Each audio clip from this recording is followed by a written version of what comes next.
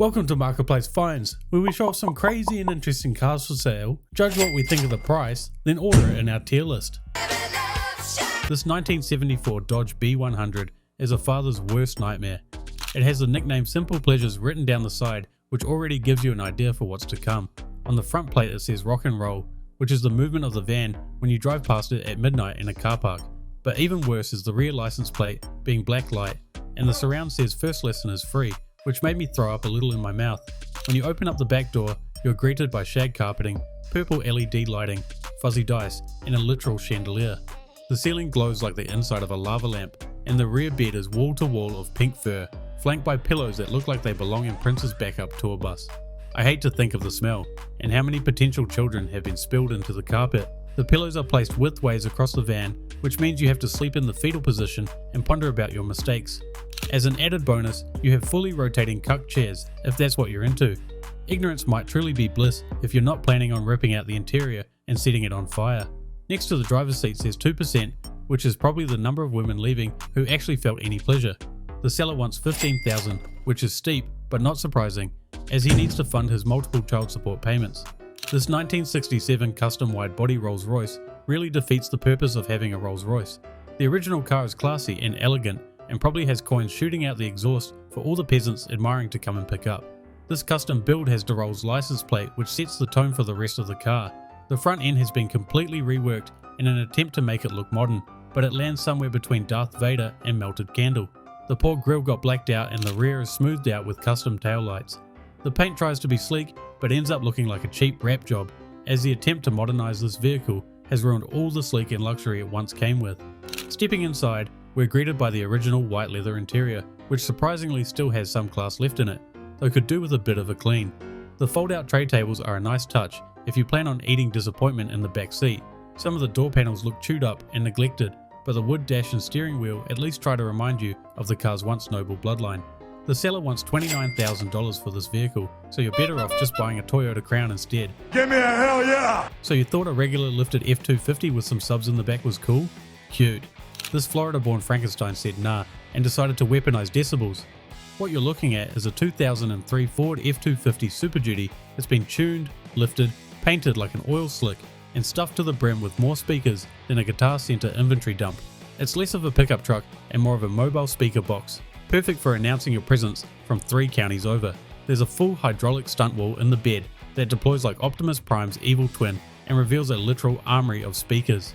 Yes, those are multiple rows of PRV horns and woofers stacked higher than your blood pressure after you find out the price. There's also a radio box with 5 EQs and a head unit, because why use one EQ when you can have a rack mount system straight out of a 90s nightclub? You could interrupt an air traffic control tower with this setup. The Portable Music Festival is asking for $50,000, which is a lot, but you might get a lot of money back if you sell all the speakers and amps. This next vehicle looks like a kid drew it, and their dad happened to be the lead designer at Suzuki and decided to run with it.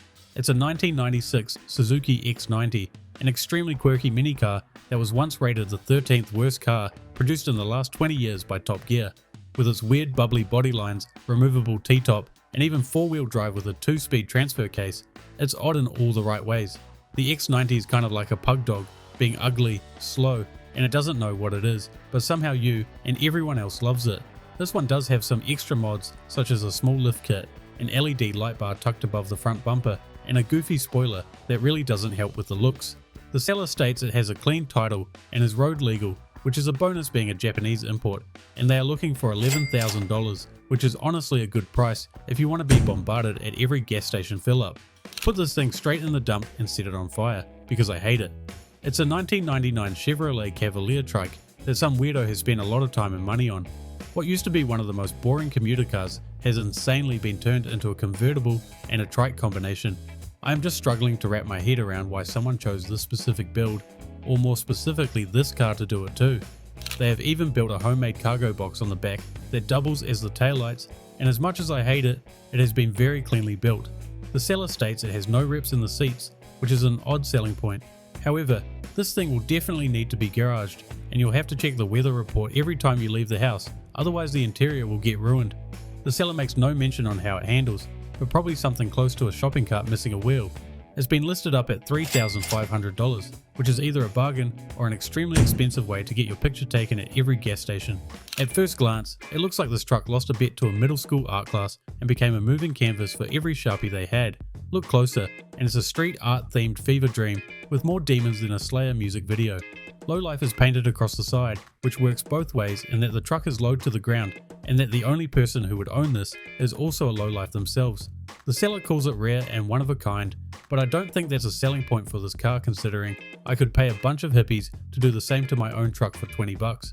The blue rims look awful to me and don't match the rest of the paint job at all. Every panel looks like someone chugged a bottle of cough syrup and puked out graffiti. As much as I am hating on it, with some small changes and less acid consumed, this could look really nice. It's of course bagged, which would be cool if it wasn't broken and can no longer move in its slammed state.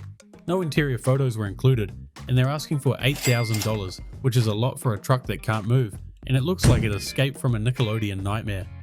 What you're looking at is a 1968 Volkswagen Beetle that put on a fake mustache, hit the gym, and now swears it's a military vehicle. This is the Humbug, a rear body kit that only saw about 200 to 250 units made before Hummer's lawyers pulled up in actual Humvees and dropped a lawsuit like a care package.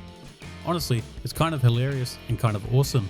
A budget Hummer knockoff with a Beetle's soul and the guts of a go-kart. From a distance, it passes as a baby H1 with a funny accent, but once you get close, you start noticing things like the Beetle engine hanging out the back. For $6,200, you're not just buying a weird project car, you're buying a slice of automotive history that pissed off a billion-dollar defense contractor. It's rare, ridiculous, and somehow still kind of awesome, and that's why it gets the Garage Gold stamp of approval. This is a 1972 Volkswagen Beetle with an Aztec 7 kit slapped on top, and against all odds, it kind of works. Don't get me wrong, I hate it, but it's done well-ish. If you can look past the seller's screenshot photos where he's included the Bluetooth sound adjusting, this one is done well with clean lines, the doors go up like a Bond villain's escape hatch, and the body doesn't look like it was made in someone's dusty garage. The paint's actually got a nice metallic sheen to it, which is rare for kit cars, where the paint job is usually just sun-faded fiberglass. However, the rims look terrible, and the quad exhaust tips at the back must go. It's got a 1600cc air-cooled Volkswagen engine with only 1,000 miles on it, so it's not going to win any drag races, but at least you'll get a good year or two out of it before the engine blows up again. The interior is surprisingly clean, you just don't want to speed over any bumps, or you'll end up with a migraine. The owner is looking for $10,000, and for that price, I'm sure it's someone's cup of tea, just not mine. This 1967 Chrysler New Yorker is a flashy marketplace gamble. The seller claims it's in used to good condition, but it has more paint peeling than an English tourist in Hawaii, and looks like it's been parked outside since the Bush administration. The seller says it has a freshly built engine, but that's if you count 2010 as freshly built. Moving on to the interior is where we see some real damage, as the front seat looks like a raccoon tried to escape it mid-burnout. The red vinyl has disintegrated into chunks, revealing spongy yellow foam underneath. The rear seats are a bit better, but they also have a lot of damage. This land yacht was listed at $8,000, but the seller reduced it down to $5,000, which seems more appropriate for the condition it's in and how much the cost of repairs will be. Now this is peak midlife crisis engineering, but I mean that in the best way possible. It's a go-kart that has an extremely well-built 1955 Chevy Nomad fiberglass shell placed on top, created by a company called Fat Jack Cars. It was made sometime in the 90s and seems to be extremely rare, considering it's the only one the seller has seen for sale in 15 years, which kind of makes this thing the go-kart version of Bigfoot. It's hand-painted with airbrush trim, custom bumpers, real chrome touches, and even fully molded and tinted acrylic windows. That's right, this tiny hot rod has better glasswork than some full-size budget builds I've seen. It has a 5 horsepower Briggs & Stratton engine powering it, which probably means it goes about 4 miles per hour, but at least it's reliable. They're asking $4,500, which feels high for something you technically can't drive on the road, but considering the custom fabrication and the fact it looks this clean after 20 plus years is kind of fair. Just be ready to explain yourself to your neighbours. Immediately when you see this 1979 Chevrolet G20, you either notice the red LED lights underneath the van or some of the legends of rock music airbrushed on the sides. The icons are surprisingly easily recognisable as Johnny Cash, Jimi Hendrix and Willie Nelson. The fact they are easily recognisable is a major feat on this channel compared to what we usually get. But let's be real, the side of this van looks like the wall of your cousin's tattoo shop. The smoke swirls tie it all together like a stoner's dream journal. Opening up the van doors, it looks exactly like what you'd expect, with a few decades worth of stickers that could tell a story, and I can imagine this was used by a band to move their gear around from show to show. The whole inside has been rhino lined probably to keep in some suspicious smells back in the day. The seller states it drives like a daily, but it probably rumbles like your uncle's Harley and steers like a microwave on wheels. They're asking for 15 grand, which unless you love the paint job is ridiculously overpriced. If Henry Ford saw this 1901 Ford Quadricycle replica coming towards him, he'd probably start a second assembly line just to build a guillotine. It's about a quarter of the size of the original and looks like a crackhead's go-kart. The problem I have with it is if you treat it like a go-kart, you're going to come flying off. The seller says it's very stable at low speeds, which is great if you want attention driving around grandma's retirement home. But let's be real, the most fun you would have on this thing is going in a straight line. The stick steering is unique and a cool gimmick, and the haunted lantern on the front adds a nice touch.